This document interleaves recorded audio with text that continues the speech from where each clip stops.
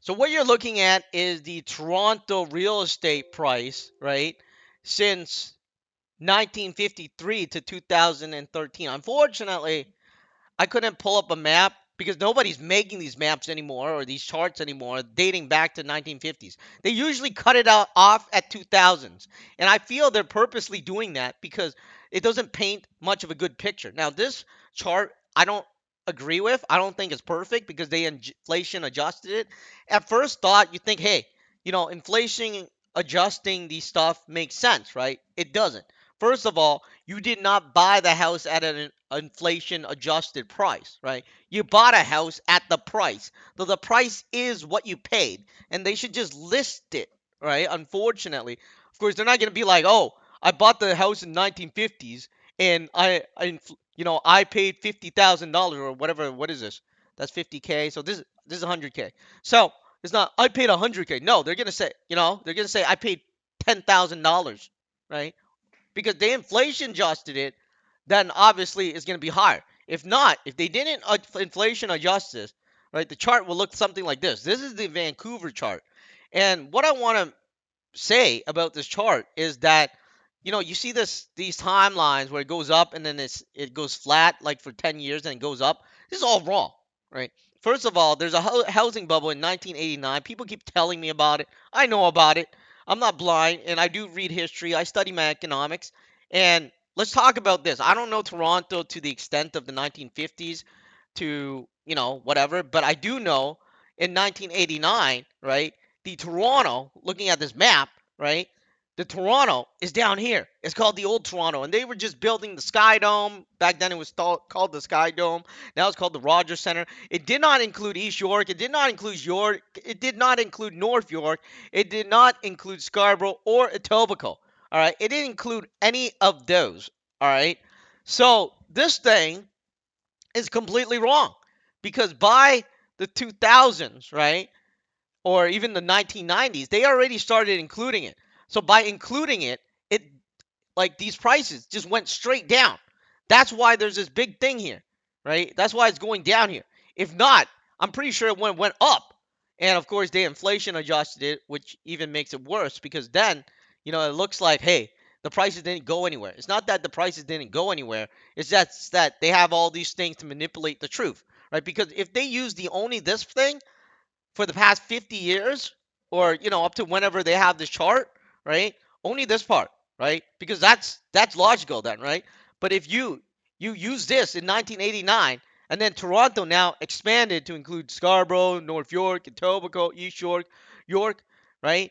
Then you call it Toronto. Well, of course the price would drop because all these real estate here are included in the price. And these real estate prices here, here, here, here didn't cost a lot. I know somebody that lives here, right? They paid about 50K in 1980 to buy a house, and it wasn't called Toronto. And then I know somebody that paid half a million to build two houses, right? That is around here, and that was around 2000s. It was all included. That's why the prices here doesn't look like it moved. But in real terms, right? If you actually look at it in a non-inflation adjusted, if you just look at the exact same place that they were talking about since 1950s, it will look something like this, right? It probably just goes straight up. And this is the Vancouver chart. And what I want to talk about is a lot of millennials, especially my real estate friends, that are thinking, "Oh, I have a chart that says in the 1990 when we were born, right? I'm a millennial, and the price is around 400K. Now it's like, let's say it's 2 million. This is not exactly the truth because this only goes up to 2016, so I don't even have the newest data. So, anyways, this is just an example. So they're thinking the prices are gonna drop all the way back down from a million or 1.5 million to 400K. Why would it drop from here to 400K? They're like, oh, the real estate market is going to crash and burn. As we can see from just a little correction, right? When it corrects, it usually means you can't buy it or people can't buy it, right? You notice that there's a lot of pictures going around saying, hey, the price of the house was $1 million. The mortgage was $2,000. Now the price dropped to $700,000. The mortgage is $4,000 because interest rate went up, right? So, you know, Why would it drop down to 400K again? If it drops down to 400K again, then that would mean it would drop down to 200K and under 200K again.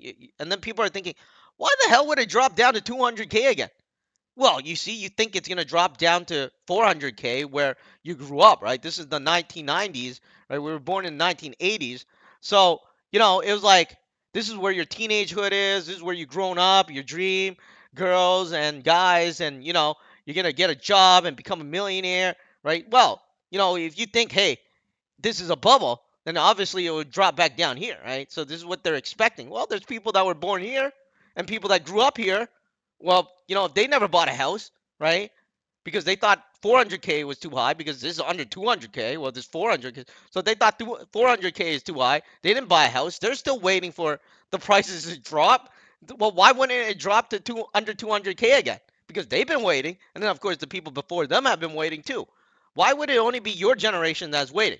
And then, of course, there's also the Gen Z, which is also there looking for a house. And they're like thinking, I grew up in around 800K. So, I'm just going to try to get a house for 800K, right? Why?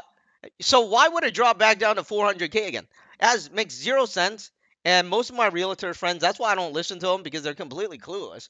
First of all, they have no idea what they're talking about. They want to talk to me about the 1989 housing bubble, but they don't want to talk about, hey, how Toronto has expanded either. So a lot of things to consider and think about and not confuse yourself because once you get confused and you think, hey, you're going to wait, right? Imagine you're sitting here and you're like, hmm, the house is too expensive at $150,000. Now, as he said, what is this? $300,000. Way too expensive. Now it's at 400. It's way, way too expensive.